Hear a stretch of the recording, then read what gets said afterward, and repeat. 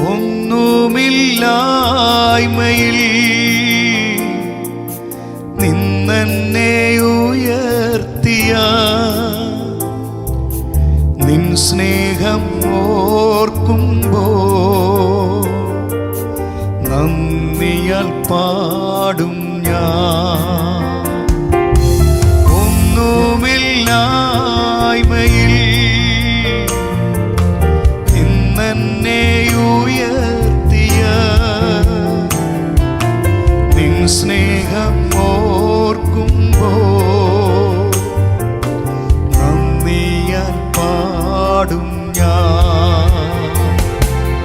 നീ എന്നെ സ്നേഹിപ്പാൻ ഞാനെന്തുള്ളൂ നാഥ,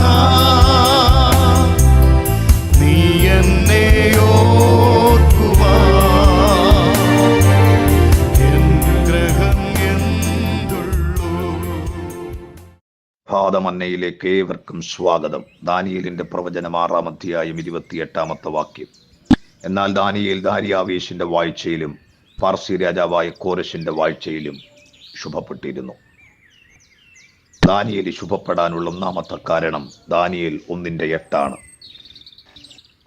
രാജാവിന്റെ ഭോജനം കൊണ്ടും അവൻ കുടിക്കുന്ന വീഞ്ഞുകൊണ്ടും തന്നെ തന്നെ അശുദ്ധമാക്കുകയില്ല എന്ന് ദാനിയേൽ ഹൃദയത്തിൽ നിശ്ചയിച്ചു. ഒരു തലമുറ മുഴുവൻ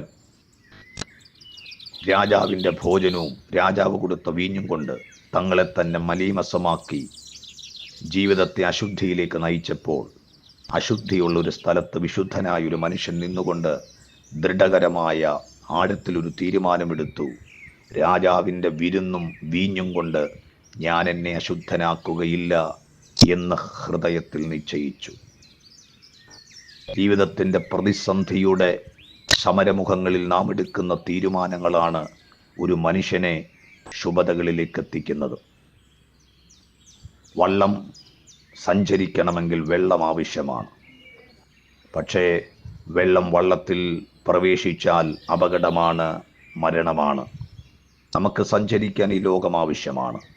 പക്ഷേ ലോകത്തിൻ്റെ നൈമഷ്യങ്ങളോ ലോകത്തിൻ്റെ പ്രപഞ്ചമോഹങ്ങളോ ലോകത്തിൻ്റെ നൈമഷ്യങ്ങളോ ഒന്നും നമ്മുടെ വിശ്വാസത്തിൻ്റെ ജീവിത കപ്പലുകളെ മുക്കാനും അതിനെ ഗ്രസിച്ചു കളയാനും നിങ്ങൾ ഒരിക്കലും അവസരങ്ങൾ കൊടുക്കരുത്. പ്രിയരെ, ദാനിയേലിൻ്റെ കാലഘട്ടത്തിൽ എത്ര രാജാക്കന്മാർ മാറി വന്നെന്നറിയാമോ? ദാര്യാവേശും കോരശും ബെൽഷസറൊക്കെ മാറി മാറി ഭരണം നടത്തി ഓരോരുത്തരുടെ സിംഹാസനങ്ങൾ വീണുടഞ്ഞപ്പോഴും ദാനിയേൽ രാജാവിൻ്റെ കോവിലിനകത്ത് പാർത്തുകൊണ്ട് തന്നെ ഏൽപ്പിച്ച കാര്യങ്ങളിൽ വിശ്വസ്തനായി നിന്ന് താൻ ഓരോ സ്ഥലങ്ങളിലും ശുഭപ്പെടുവാൻ തൻ്റെ മുമ്പിൽ ദൈവം മുഖാന്തരങ്ങൾ ഒരുക്കി. അതിന് ഏക കാരണമെന്ന് പറയുന്നത് താൻ ദൈവസന്നിധിയിലെടുത്ത ആഴമേറിയ തീരുമാനങ്ങളാണ്.